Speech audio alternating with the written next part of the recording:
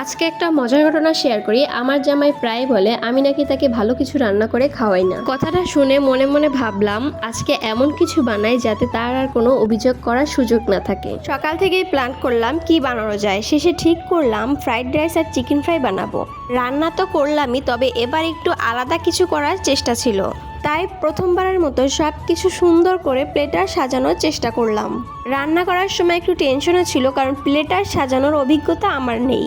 তবুও নিজের মতো করে যত্ন নিয়ে সাজালাম।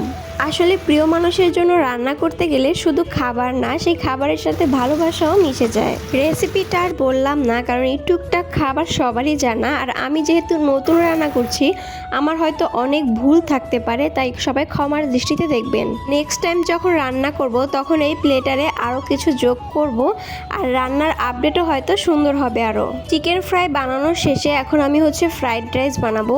আর ফ্রাইড রাইসের খেতে আমার কাছে তেমন কোনো সবজি ছিল না, যার কারণে আমি শুধু বরবটি, চিকেন আর ডিম দিয়ে ফ্রাইড রাইসটা তৈরি করেছি। সব কিছু রেডি করার পর তার সামনে যখন সাজিয়ে দিলাম, আমি শুধু তার মুখের এক্সপ্রেশন দেখার জন্য বসেছিলাম। এত কষ্ট করে বানানোর পর যদি ভালো না লাগে, কিন্তু আলহামদুলিল্লাহ সে এটা দেখে অনেক খুশি হয়েছে। তাছাড়া এমনিতেও সে সব খাবারেই আমার অনেক প্রশংসা করে।